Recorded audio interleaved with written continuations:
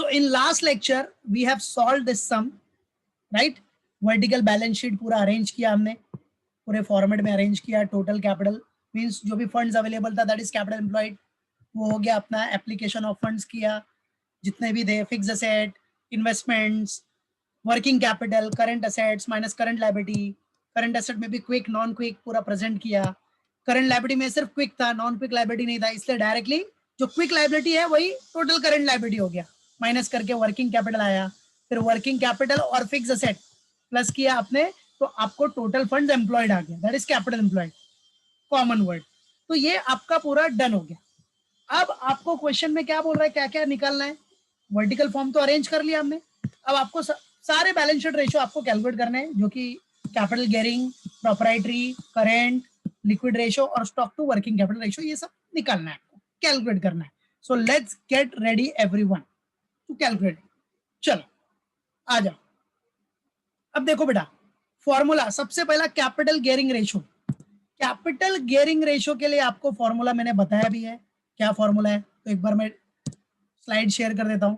देखो formula for capital gearing ratio, see, इसमें current ratio, quick ratio, फिर देख रहे हो capital gearing ratio, you can see ये formula. See what is the formula capital gearing ratio का. Capital entitle to fix rate of interest और dividend divide by capital not so entitle to fix rate of interest और dividend. Fix rate of interest और dividend मतलब कौन से capital होते हैं, preference capital हो गया, और इंटरेस्ट किस पे मिलता है, बोरोड फंड. इंटरेस्ट किस पे देते हैं हम लोग, बोरोड फंड पे, ठीक है, right. Divide by capital not so entitle to fix rate of interest और डिविडेंड, उसमें एक ही तो कैपिटल है, equity share holder, equity capital, ठीक है, इक्विटी शेयर होल्डर फंड. तो यही फॉर्मूला है. अब दोनों में से जो भी फॉर्मूला लिखना है आप लिख सकते हो, कोई इशू नहीं. तो कौन सा लिखना चाहते हो बोलो, फर्स्ट वाला कि सेकंड वाला. सेकंड वाला, चलो. सो राइट डाउन सेकंड वाला ही. आ जाओ, आपके ऊपर डिपेंड है, फर्स्ट लिखो या second, no need to worry, ठीक है. चलो, so first one capital gearing ratio we will going to calculate, ठीक है. अब दिखा देना कैलकुलेशन ऑफ रेशियोज, पहले हेडिंग दिखा देना इधर, calculation of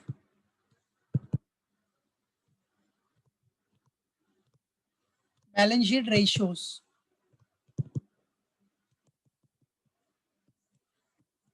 right. So first we will going to calculate, question में दिया ना ए, that is capital gearing ratio.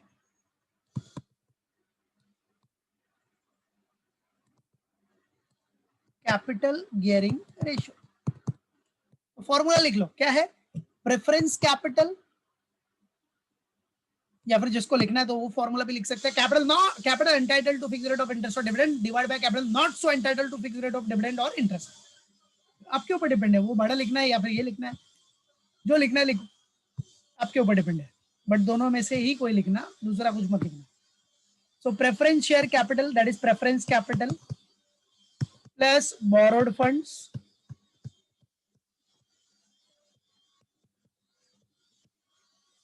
Divided by equity share holder fund. इसलिए रेशियो में देख रहे हो आप, इक्विटी और रिजर्व एंड सरप्लस को प्लस करने के बाद, या जो भी लॉसेस एंड फिक्टिशियस एसेट्स अगर रहेगा तो एडजस्ट करने के बाद हम इक्विटी शेयर होल्डर फंड लिखते हैं. तो हमेशा याद रखना, equity share capital plus reserve and surplus less losses and fictitious assets, वो एडजस्ट करने के बाद ही आपको इक्विटी शेयर होल्डर फंड आएगा. तो equity share holders fund, equity share holder fund, ठीक है, इट. चलो आ जाओ. प्रेफरेंस कैपिटल तो अपने को क्वेश्चन में था नहीं, उसका तो सवाल ही नहीं उठता, वो तो नील था, मतलब कुछ नहीं था. प्लस बोरोड फंड्स अपने को दिया है, बोरोड फंड्स आपने निकाला है बेटा, तो देख लो जरा बोरोड फंड किधर है आपका, वेयर इज इट.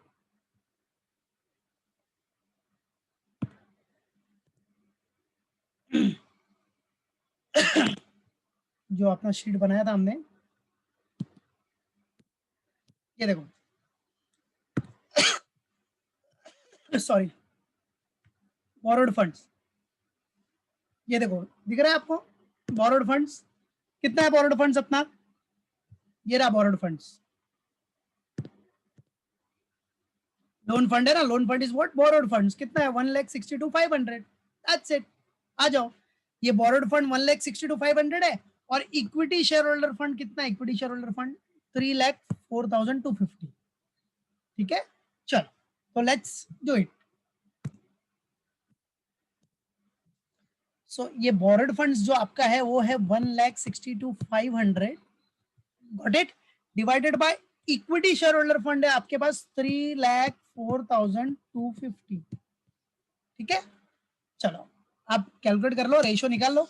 तो 1,62,500 डिवाइड बाय 3,04,250 का रेशियो करो, कितना आ रहा है, कैलसी लो, डिवाइड कर दो, क्या आंसर आ रहा है 1,62,500, हाँ ओके, 0 कितना 534, ओके देख लेते हैं, 1,62,500 divide by 3,04,250, 0.534 is the correct answer. Very good.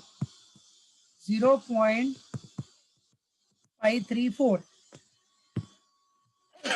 Very good, Snehal. अब 0.534 अगर आपको रेशो करना इस टू 1 कर सकते हो, बराबर है, किया तो ये 0.5, अभी ऊपर का क्या हो गया, अगर समझो, एक समझने के लिए बता रहा हूँ, ये 0.534 है तो डिवाइड बाय 1 हो गया, सिंपल। तो 0.534 is to 1, तो ऐसा करने की जरूरत नहीं है, ये तो खाली बताने के लिए, समझाने के लिए बताया। कैलसी है ना आपके पास, डायरेक्ट करना 0.534, that's it, is to 1, base तो वही रहेगा, खत्म। सो कैपिटल गियरिंग रेशियो आ गया आपको 0.534, ठीक है। हाँ 1 से कम रहेगा तो लो गियर्ड कंपनी है ये, लो गियर्ड, 1 रहेगा तो इवनली गियर्ड, और 1 से ज्यादा हुआ तो हाई गियर्ड, ठीक है। चलो तो ये कैपिटल गियरिंग रेशियो आ गया। आ जाओ अभी नेक्स्ट अपने को क्या बोल रहा है बेटा कैलकुलेट करने के लिए, नेक्स्ट वेयर इज इट, आ जाओ सेकेंड वन, प्रोपराइटरी रेशियो बोल रहा है, प्रोपराइटरी रेशियो, ठीक है। तो आ जाओ प्रोपराइटरी रेशियो, बी,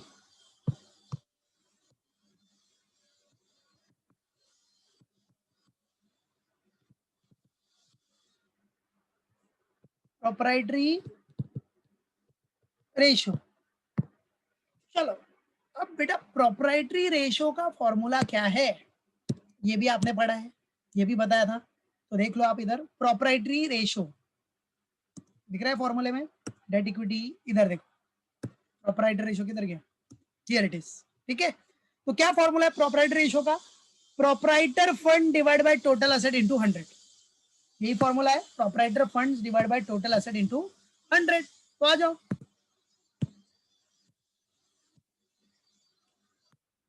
तो एक फॉर्मेट आपको स्लाइड दिखा के आपका रिवीजन भी हो जाएगा।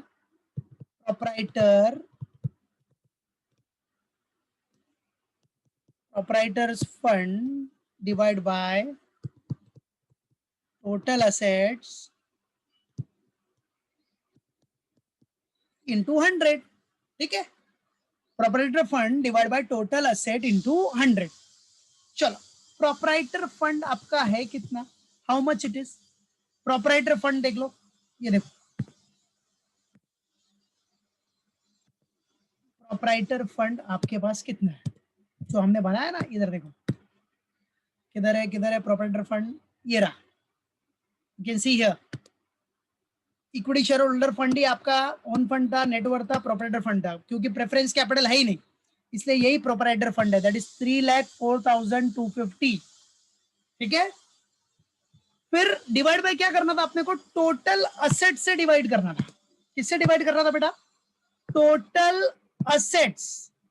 अब बच्चा total assets how much, total asset कितना है अपने पास, तो आ जाओ देखते हैं टोटल असेट। अब टोटल असेट के लिए क्या, वही fix asset plus current asset, investment, आ जाओ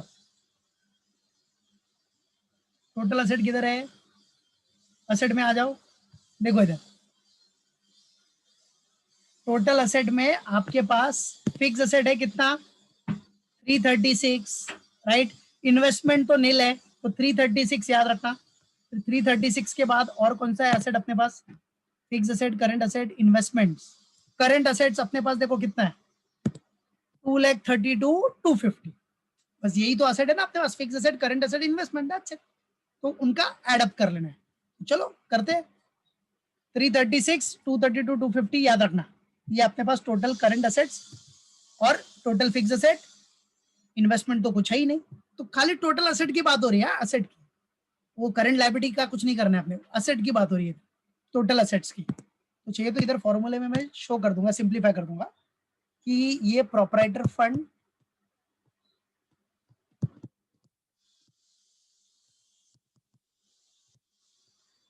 and here total asset means what, your fixed asset FA plus आपका जो इन्वेस्टमेंट्स है, long term investment, plus current asset into 100। Simplify कर दिया ताकि याद रहे आपको इन फ्यूचर रेफरेंस के लिए। चलो प्रोपराइटर फंड तो आपने देख लिया, वही इक्विटी शेयर होल्डर फंड, क्योंकि प्रेफरेंस कैपिटल है ही नहीं। तो प्रोपराइटर फंड आपका कितना, 3,04,250। 3,04,250 इज योर प्रोपराइटर फंड। चलो अब ये जो असेट्स है, टोटल असेट्स में पहला क्या है, फिक्स असेट्स। फिक्स असेट्स कितना है, 3,36,000 प्लस इन्वेस्टमेंट्स नहीं दिया है, इन्वेस्टमेंट कुछ नहीं अपने पास। फिर प्लस क्या हो जाएगा बेटा, करंट असेट्स। करंट असेट्स कितना अपने पास, करंट असेट 2,32,250, ये आपका करंट असेट्स। ठीक है, बराबर। इन्वेस्टमेंट है ही नहीं अपने पास, तो आ जाओ कितना हो गया, इंटू 100 इधर कर दिया मैंने। 3,04,250 डिवाइडेड बाय 336 प्लस 2,32,250 कितना हो गया बोलो, 568,250। ओके, वेल डन बेटा। 5,68,250 इंटू 100। ठीक है, देख लो, चेक कर लो एक बार, क्रॉस चेक। 3,36,000 था, 232,250 है, राइट। 568,250 आ गया। जरा परसेंटेज बताओ मेरे को कितना आ रहा है,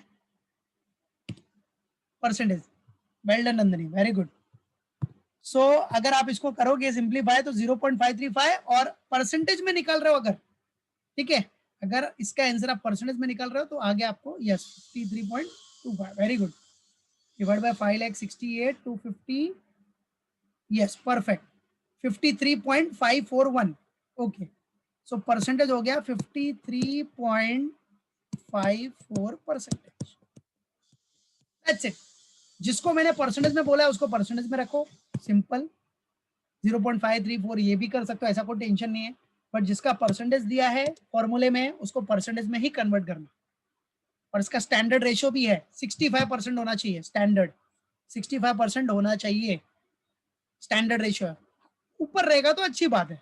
ठीक है, तो फिलहाल अपने आंसर के हिसाब से कितना है, 53.54 है, मतलब थोड़ा बेटर नहीं है, याद रखना। ठीक है, तो मिनिमम स्टैंडर्ड, इसका स्टैंडर्ड रेशियो 65% होता है। ठीक है, तो 53.54% आया आपको। Okay, that is what proprietary ratio. चलो नाउ द नेक्स्ट वन। और क्या बोला अभी अपने को नेक्स्ट निकालने के लिए, प्रोप्राइटरी रेशियो भी डन हो गया अपना। नाउ प्रोप्राइटरी के बाद थर्ड वन इज व्हाट बेटा, करंट रेशियो है। चलो करंट रेशियो निकाल लेते हैं फिर। करंट रेशियो सी, सी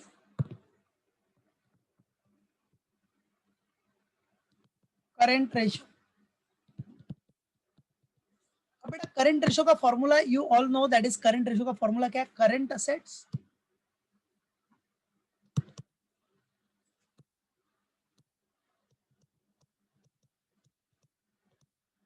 current assets upon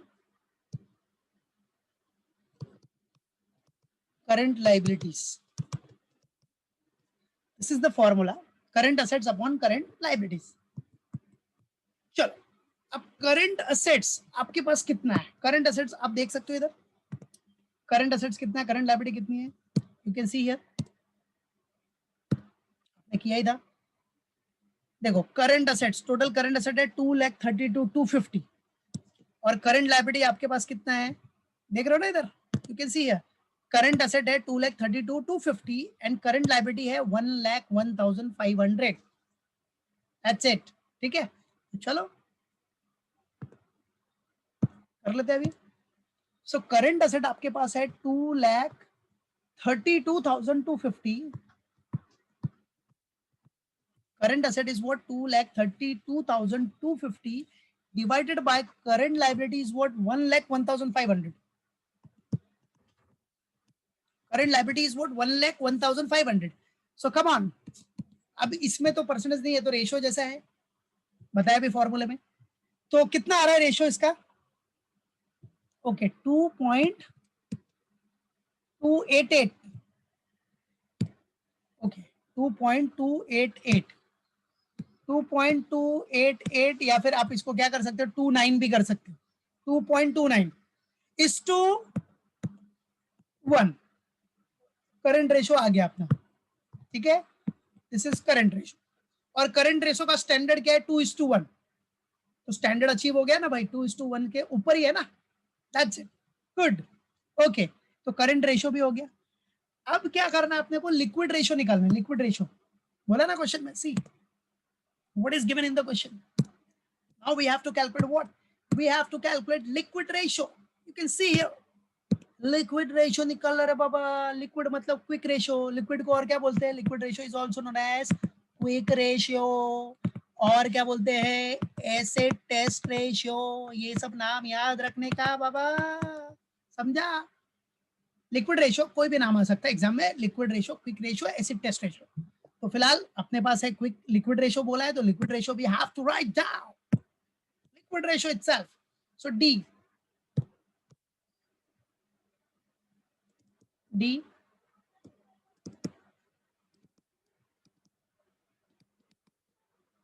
liquid ratio. चलो बेटा, लिक्विड रेशियो का फॉर्मूला क्या होता है? Liquid asset upon liquid liability, जिसको आप बोलते हो quick asset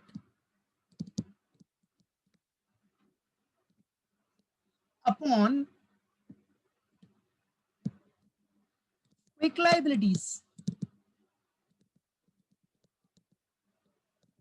quick asset upon quick liabilities, right. आ जाओ, अभी क्विक एसेट कितना है देखो, सॉल्व किया ही आपने। Quick asset see here, quick asset कितना है, क्विक लाइबिलिटी कितनी है। So quick asset you can see here, quick asset आपके पास कितना है बच्चा? दिख रहा है इधर 1,48,500 का क्विक एसेट है। और क्विक लाइबिलिटी तो वही तो लाइबिलिटी, एक ही तो लाइबिलिटी था यार क्विक लाइबिलिटी में, वही 1,01,500। सो क्विक लाइबिलिटी आपके पास कितना है? कितना है? यही है, यही है, सही है, यही तो है quick liabilities 1,01,500। So come on, let's solve it and find out the quick ratio. So quick asset is what? 1,48,500 and quick liability is what? 1,01,500. Quick asset upon quick liability. चलो क्या रेशियो आ रहा है निकाल लो। 148,500 divided by 1,01,500. So ratio will be what? Yes, perfect, perfect. क्या बात है। So आपका ratio आ गया 1.46. Good, 1.463 okay is to 1। ठीक है, तो this is what your quick.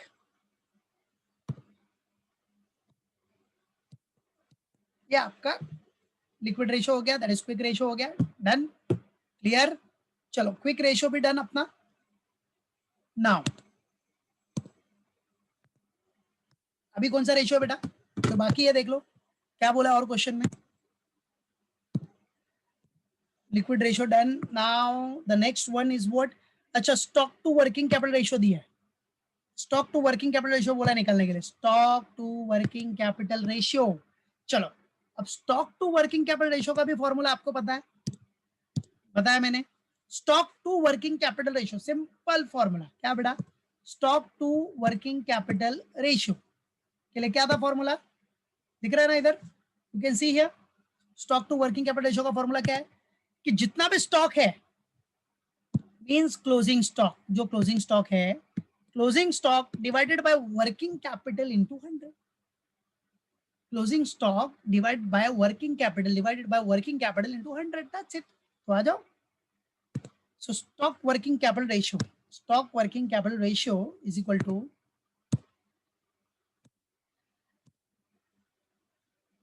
D के बाद अपना ई आ गया, ई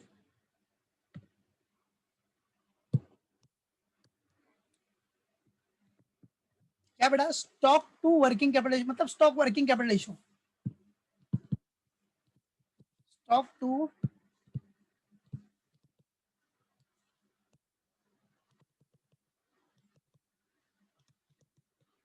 working capital ratio. So stock to working capital ratio का फॉर्मूला है आपका क्या बेटा, closing stock, closing stock upon what, working capital. अब इसमें परसेंटेज है याद रखना, इनटू 100, ठीक है।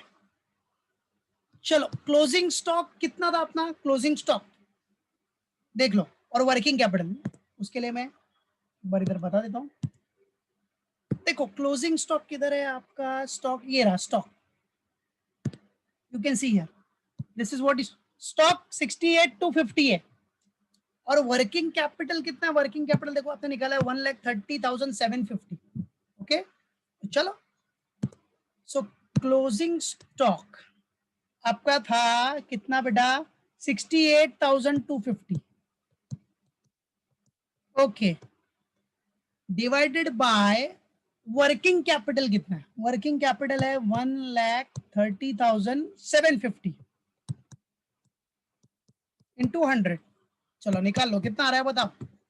सो what will be your stock to working capital ratio, 68,250 divide by 1,30,750 into 100, कितना आया था, 52.198 परसेंटेज में, yes 52 point, very good, well done Komal, well done Shweta, perfect, very good, 52.198, ठीक है। तो 52.20 भी लिख सकते हो या फिर 198, ठीक है, percentage, that is what your stock to working capital ratio, हो गया, बराबर है। तो इतनी चीजें अपने को बोली थी निकालने के लिए, जो कि हमने कैलकुलेट कर ली, जो बोला है उतना निकाल लिया, खत्म, फिनिश, दैट्स द गेम, बस हो गया, यही था, समझा, मालूम पड़ा, ओके।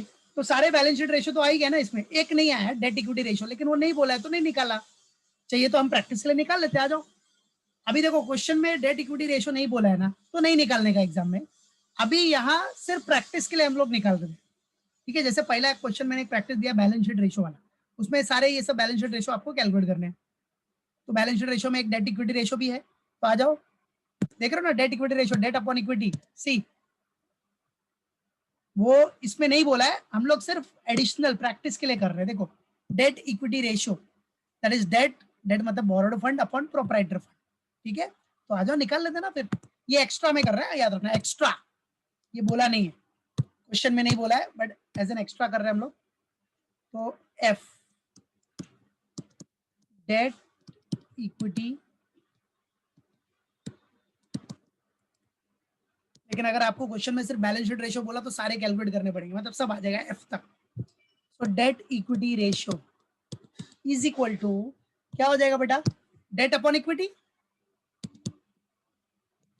डेट मतलब इधर क्या हो गया, बोरोड फंड,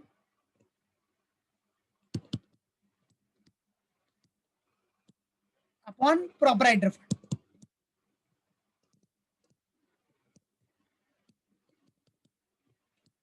ठीक है। सो आ जाओ, डेट कितना है, डेट इधर देखो, यही हमने सी, वेयर इज डेट, ये देखो डेट दिख रहा है आपके पास, डेट कितना है, 1,62,500 जो बोरोड फंड है, मतलब लोन फंड, ये डेट है 1,62,500 का डेट है आपके पास, ठीक है, मालूम पड़ा, यही है ना आपका डेट, बोरोड फंड यही है, लोन फंड यही है 1,62,500, उसके बाद इक्विटी कितना, इक्विटी मतलब proprietary fund, debt upon equity, equity in the sense इधर क्या बोल रहे हैं, प्रोप्राइटरी फंड की बात हो रही है। तो प्रोप्राइटरी फंड आपका है 3,04,250। अब प्रोप्राइटरी फंड निकालने के लिए आपको प्रेफरेंस कैपिटल भी बाद में, इक्विटी शेयर होल्डर फंड के बाद प्रेफरेंस शेयर कैपिटल प्लस करना पड़ता है, बट प्रेफरेंस शेयर कैपिटल नहीं है क्वेश्चन में, is not means preference capital question में आपको दिया है क्या, नहीं, it is not given in the question, preference capital is not given in the question, that is why equity share holder fund ही आपका प्रोप्राइटरी फंड हो गया यार, दैट्स इट, क्लियर। तो आ जाओ, तो आपके पास बोरोड फंड है 162,500 और प्रोप्राइटरी फंड है 3,04,250, बस आ जाओ फिर निकाल लेते हैं, ठीक है। तो बोरोड फंड आपका कितना था 162,500 और जो प्रोप्राइटर फंड है, प्रोप्राइटर फंड वो कितना आया था 3,04,250, तो जरा निकालो क्या रेशियो आ रहा है इसका, सिंपल मतलब बोरोड फंड है 162,500 बराबर और प्रोप्राइटर है 3,04,250, तो सेम वही 0.534 है कि नहीं, 0.534, हाँ 0.534 to 1, दैट्स इट, बराबर है, मालूम पड़ गया। तो प्रोपराइटर फंड इधर क्या हो गया, सेम ही हो गया as equity share holder fund because preference capital is not given, that's it, मालूम पड़ गया।